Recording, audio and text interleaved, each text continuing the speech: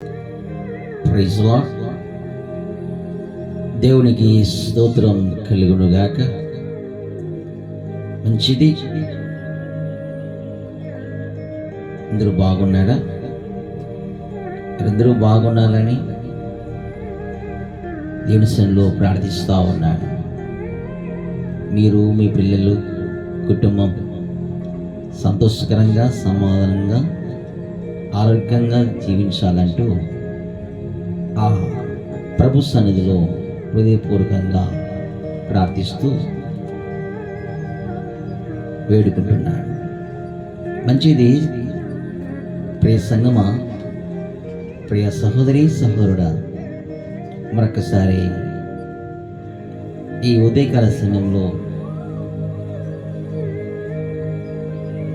దేవుని మహిమార్థంగా వాక్య పరిచయం చేయడానికి ప్రభువు నాకు ఇచ్చిన వంటి సమయం బట్టి నేను ఎంతో దేవుని స్తుతిస్తూ ప్రభు నామమును మహిమపరుస్తున్నాను. రండి, కొద్ది నిమిషాలు మనం దేవుని వర్తమానం విందాం. న్యాయాధిపతుల గ్రంథము 11వ అధ్యాయం 1వ వచనం నుంచి చదువుకుందాం. గిలాదు వాడైన యెఫ్తా పరాక్రమ గల బలాఢ్యుడు. అతడు వేశ్య కుమారుడు. గిలాదు యెఫ్తాను కనెను. గిలాదు భార్య అతనికి కుమారులను అనగా వారు పెద్దవారై, యెఫ్తాతో నీవు అన్య స్త్రీకి పుట్టిన వాడవు గనక మన తండ్రి ఇంట నీకు స్వాస్థ్యము లేదనేది. యెఫ్తా తన సహోదరుల యొద్ద నుండి పారిపోయి టోబు దేశమున నివసింపగా అల్లరి జనము యెఫ్తా యొద్దకు వచ్చి అతనితో కూడా సంచరించుచూ ఉండెను. కొంతకాలమైన తర్వాత అమోనీయులు ఇశ్రాయేలుతో యుద్ధము చేయగా అమోనీయులు ఇశ్రాయేలుతో యుద్ధము చేసినందున గిలాదు పెద్దలు టోబు దేశం నుండి యెఫ్తాను రప్పించుటకు పోయి, నీవు వచ్చి మాకు అధిపతివై ఉండుము, అప్పుడు మనము అమ్మోనీయులతో యుద్ధము చేయుదమని యెఫ్తాతో చెప్పిరి. అందుకు యెఫ్తా, మీరు నా యందు పగబట్టి నా తండ్రి ఇంట నుండి నన్ను తొలివేసితిరే. ఇప్పుడు మీకు కలిగిన శ్రమలో మీరు నా యొద్దకు రానేలా అని గిలాదు పెద్దలతో చెప్పెను. అప్పుడు గిలాదు పెద్దలు, అందుచేతనే మేము నీ యొద్దకు మళ్ళీ వచ్చితిమి. నీవు మాతో కూడా వచ్చి అమ్మోనీయులతో యుద్ధము చేసిన ఎడల గిలాదు నివాసులమైన మా అందరి మీద నీవు అధికారమై ఉండు అని యెఫ్తాతో అనేది. ప్రియమైన దేవుని సంగమా, మనం చూస్తున్నట్లయితే యెఫ్తా ఒక వేశ్య కుమారుడని, అన్య స్త్రీకి పుట్టిన వంటి వాడని వారి సహోదరులు ఆ యెఫ్తాను ఇంట్లో నుంచి బయటికి వెళ్ళగొట్టే విధంగా కనబడుతున్నారు, టార్చర్ చేసే విధంగా కనబడుతున్నారు. నీవు వేశ్య కుమారుడవు, అన్య స్త్రీకి పుట్టిన వంటి వాడవు గనక మన తండ్రి ఇంట నీకు స్వాస్థ్యం లేదని వారు మాట్లాడుతూ మరి ఆ విధంగా పలుకుతూ వచ్చారు. గమనించండి, ఆ చిన్న కుమారుడైన వంటి యెఫ్తా తన అన్నగారు అలా మాట్లాడుతున్నప్పుడు తన ప్రాణాన్ని కాపాడుకోవడానికి నన్ను చంపేస్తారేమో అనే ఉద్దేశంతో అతడు ఇంటి నుంచి పారిపోయి టోబు దేశం ముందు నివాసం చేస్తాడు. అక్కడ అల్లరి జనాంగం అక్కడ సంచరిస్తూ ఉంది. అలాంటి ప్రజల మధ్యలో అతడు నివాసం చేస్తూ ఉన్నాడు. అయితే అల్లరి జనం మధ్యలో ఉన్నాడు, కానీ తన భక్తిని, తన నీతిని కాపాడుకుంటా ఉన్నాడు. వారితో పాటు కలిసిపోయి అల్లరి ప్రకారంగా జీవించలేదు. కొంతకాలమైన తర్వాత అక్కడ మనం చూస్తూ ఉన్నాము, కొంతకాలమైన తర్వాత అమ్మోనీయులు ఇశ్రాయేలుతో యుద్ధము చేయగా అమ్మోనీయులు వచ్చారు. ఇశ్రాయేలు ప్రజలతో యుద్ధం చేస్తూ ఉన్నారు. ఇశ్రాయేలు ప్రజలతో యుద్ధం చేస్తూ ఉన్నప్పుడు వారు గెలవలేకపోతున్నారు. ఇశ్రాయేలుతో యుద్ధం చేస్తున్నారు. అమోనీయులు వచ్చి అమోనీయులు జీవించే విధంగా కనబడుతున్నాడు. అమోనీయులను చూసి ఇశ్రాయేలు ప్రజలు భయపడుతూ ఉన్నాడు. చేసేది ఏమీ చేయలేక వారి చేత కాక ఆ గ్రామ పెద్దలు వారందరూ ఒక తీర్మానానికి వచ్చారు. అయ్యా, నీ సహోదరుడు, నీ తమ్ముడు టోబు దేశమందు చక్కగా పరాక్రమగా వీరుడుగా ఉన్నాడు, చక్కగా బలడ్డుగా ఉన్నాడు యెఫ్తా. అతను నీ తమ్ముడే కదా, అతన్ని మనం పిలిపిద్దాం, అతని సహాయం కోరుదాం, అతని సహాయం అడుగుదాం. నీవు వచ్చి మా పక్షంగా నిలబడి యుద్ధం చేయి అని మాట్లాడుదాం. అతడు వస్తే మన పక్షంగా నిలబడి యుద్ధం చేస్తే మనం తప్పకుండా జయిస్తాం. అమోనీయులు తోకముడుచుకొని ఎనికిలిపోతారు. అప్పుడు మనకు ప్రశాంతత కనబడుతుంది, సమాధానం జీవిస్తాం. మా మాట విను అంటూ యెఫ్తా అన్నగారితో వీరందరూ కూడా సమావేశం కూడుకొని అక్కడ సభ పెట్టుకొని ఒక తీర్మానంగా మాట్లాడుకొని ఇలా చేయాల్సిందే మనము అంటూ ఒక తీర్మానానికి వస్తారు. చేసేది ఏమీ లేక అన్నగారు కూడా పిలిపించండి అని మాట్లాడారు. పిలిస్తే వస్తాడా? మేము ఆ రోజు తిట్టాము కదా, కొట్టాము కదా, ఇంట్లో నుంచి బయటికి వెళ్ళిపోమని చెప్పాము కదా, స్వాస్థ్యం ఇయ్యం అన్నాం కదా, మరి వస్తాడా? వస్తాడయ్యా, వస్తాడు. సరే పిలిపించండి అంటూ అన్నగారు మాట్లాడితే యెఫ్తా దగ్గరికి వెళ్ళిపోతారు కొంతమంది దూతలు. వారు మాట్లాడతాడు, అయ్యా యెఫ్తా గారు బాగున్నారా? ప్రైజ్ లార్డ్, ఎలా ఉన్నారు? మీరు కుశలంగా ఉన్నారా? ఏంటి కథ, ఇలాగొచ్చేసారేంటి? ఏమైంది ఏంటి? అదే పనిగా కట్టుకొని వచ్చారేంటి? నేను సున్నీకి వచ్చారా లేకపోతే నేను కట్టి తీసుకొని కొనుక్కొచ్చారా? అయ్యో బాబు, అంత పెద్దోళ్ళం కాదు మేము, నిన్ను కట్టి తీసుకుపోయడానికి అంత పెద్దోళ్ళం మేము కాదయ్యా. నువ్వు ఈ గ్రామం మంచిగా ఎదిగావు, నీ పక్షంగా దేవుడు ఉన్నాడు, నువ్వు చక్కగా ఇక్కడ మంచి నాయకుడిగా ఉన్నావు, నీ పేరు ప్రఖ్యాతలు విస్తరిస్తున్నాయి. అయ్యో బాబు, అలా మాట అనొద్దు. ఏదో నిన్ను చూద్దామని, నీతో మాట్లాడదామని, మా బాధలు నీతో తెలియస్తామని వచ్చావు. మీకు ఉన్న బాధలు ఉన్నాయా? ఏం బాధ మీకు? అదేంటి బాబు, నీకు తెల్లా? మీ అన్నగారు చాలా యుద్ధములో పోరాడుతున్నారు, గెలవలేకపోతున్నాం. అమ్మోనీయులు వచ్చారు, మనతో యుద్ధం చేస్తున్నారు, మన వాళ్ళందరూ కూడా చాలా మంది చనిపోయారు, యుద్ధానికి ముందుకు పోలేక ఆగిపోతున్నారు. అమ్మోని ప్రజలేమో వస్తున్నారు యుద్ధానికి, మన దేశాన్ని ఆక్రమిస్తున్నారు. చేసేదేమీ లేక ఇదిగో మేమందరం ఒక తీర్మానం చేసుకొని మీ అన్నగారితో మాట్లాడుకొని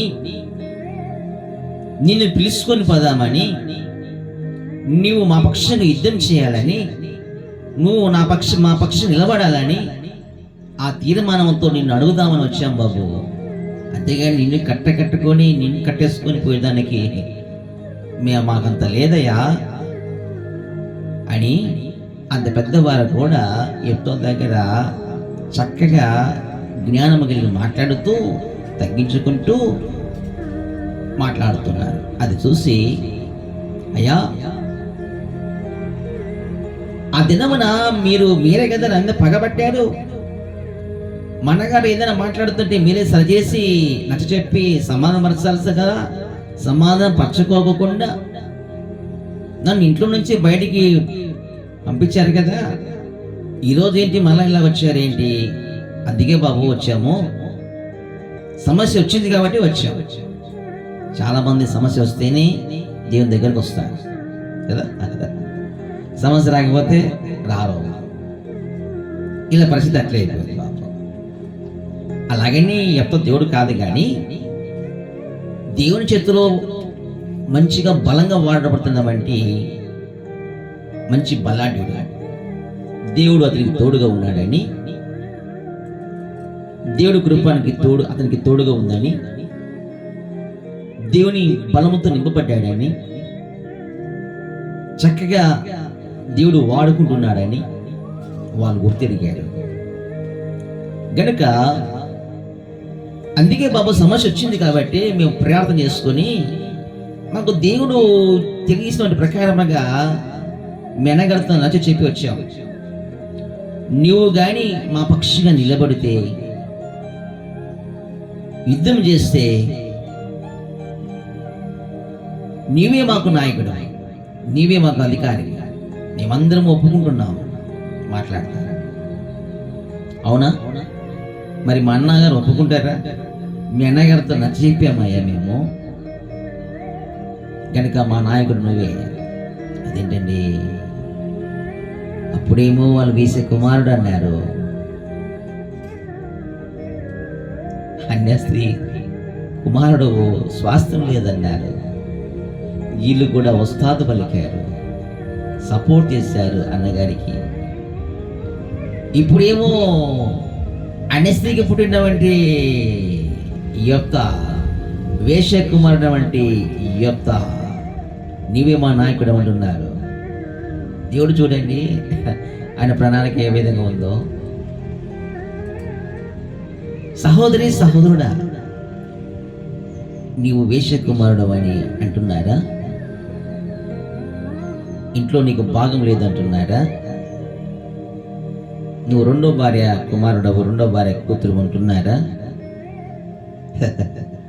హల్లెలూయా, హల్లెలూయా, హల్లెలూయా. అలాగని ఆ దినాలలో క్రీస్తు రాకమునపు పాత నిబంధన గ్రంథంలో 2 భార్యలు 3 భార్యలు చేసుకునేవాళ్ళు. కొత్త నిబంధన వచ్చేసరికల్లా ఒక భార్య పురుషునికి, స్త్రీకి ఒక పురుషుడే ఉన్నారు.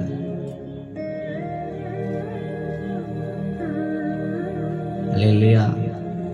యొప్త అన్య స్త్రీకి పుట్టిన వంటి వాడని, వేషకుమారుడని వాళ్ళు విలువేశారు.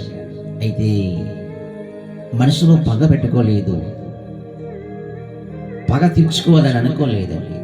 చెప్తా, సరే నేను వస్తాను, మరి నన్ను మీ నాయకుడిగా అంగీకరిస్తారా? అంగీకరిస్తామయ్యా, ఆ దేవుడే ఈ విధంగా మమ్మల్ని పంపించాడయ్యా. ఓకే, మా అన్నగారు చెప్పండి, నేను వచ్చి మన పక్షంగా యుద్ధం చేస్తాడు అని తెలియజేస్తాడు. గమనించండి, దేవుని మహిమార్థముగా యొప్త 12వ వచనం చూస్తే ఒక మాట అంటాడు. న్యాయాధిపతి గ్రంథము 11వ అధ్యాయంలోని 12వ వచనం, యొప్త అమోనీయుల రాజునందుకు దూతలను పంపి, నాకును నీకును మధ్య ఏమీ జరిగినందున నీవు నా దేశము మీదికి యుద్ధమునకు వచ్చి ఉన్నావని అడిగాడు. నాకు నీకు ఏం జరిగింది? నా దేశం మీదికి వచ్చావు నువ్వు యుద్ధానికి? తన అన్నగారు ఉన్నవంటి ప్రాంతాన్ని, తన అన్నగారు ఉన్నవంటి రాజ్యమును నా దేశం అంటున్నాడు యొప్త. నా దేశం మీద ఎందుకు వచ్చావు? నా రక్త సమం మీద ఎందుకు వచ్చావు?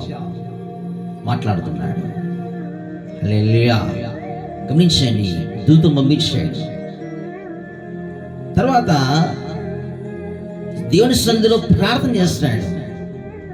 ప్రార్థన చేసి, ప్రభువా, నేను అమ్మోనీయులతో యుద్ధం చేయడానికి వెళ్తున్నాను, నాకు సాయం చేస్తావా అంటూ ప్రభువును అడుగుతాడు. 29వ వచనంలో చూస్తే, యెహోవా ఆత్మ యొప్తా మీదికి రాగా అతడు గిలాదులోను మనుష్యుల్లోనూ సంచరించచ్చు. గిలాదు మెస్పేలో సంచరించి గిలాదు మెస్పే నుండి అమ్మోనీయుల యుద్ధకు సాగెను.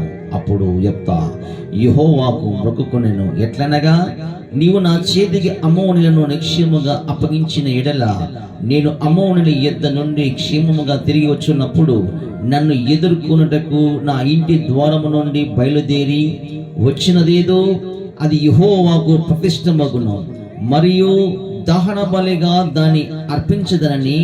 అప్పుడు యెఫ్తా అమ్మోనీయులతో యుద్ధము చేయుటకు వారి యుద్ధకు సాగిపోయినప్పుడు యెహోవా అతని చేతికి వారిని అప్పగించెను గనుక అతడు వారిని, అనగా అరోహేరు మొదలుకొని మినీతుకు వచ్చే వరకు అబేల్గే రమీము వరకును 20 పట్టణములను వారిని నిశేషముగా హతము చేసెను. అట్లు అమ్మోనీయులు ఇశ్రాయేలును ఎదుట నిలవకుండా అణిచివేయబడిరి. హల్లెలూయా. మొత్తానికి జయించాడు, మొత్తానికి దేవుడు జయం ఇచ్చాడు. అతడు ఒక మొక్కుబడి చేసుకున్నాడు. ప్రభువా, నేను అమ్మోనులను జయించి ఇంటికి తిరిగి వస్తున్నప్పుడు నన్ను ఎవరు ఎదుర్కొంటాడో, ఏది ముందు వస్తుందో దాన్ని అర్పిస్తాను అంటూ మాట్లాడతాడు. సమర్పిస్తాను, అర్పిస్తాను, అది నీకు ప్రతిష్టానని మాట్లాడతాడు. గమనించండి, దేవునికి మహిమకరంగా మొక్కుబడి చేసుకున్నాడు. మన జీవితంలో మనం జయం పొందుకోవాలంటే ఒక తీర్మానం ఉండాలి. మొక్కుబడి ప్రార్థన చాలా అద్భుతకరంగా పనిచేస్తుంది. మొక్కుబడి ప్రార్థన, ఉపవాస ప్రార్థన చాలా పవర్ఫుల్. మొక్కుబడి చేసుకున్నాడు, మొత్తానికి జయించాడు, ఇంటికి వస్తున్నాడు, సంతోషంతో వస్తున్నాడు. తనకు ఎదురుగా కుమార్తె, ఒకే ఒక కుమార్తె, ఆ కుమార్తె ఎదురుగా వెళ్ళిపోతుంది సంతోషంగా.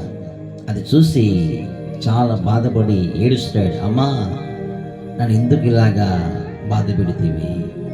నా దేవుడికి నేను ఇలా మొక్కుకున్నాను, నువ్వు వచ్చితేవా అంటూ ఏడుస్తూ బాధపడుతున్నాడు.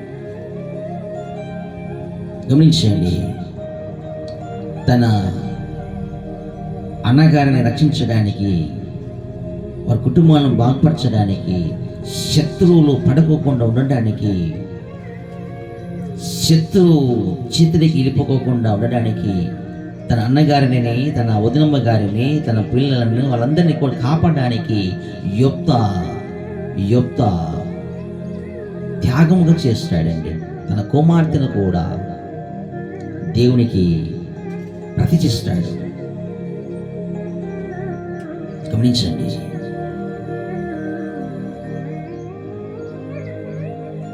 దేవునికి మహిమార్థముగా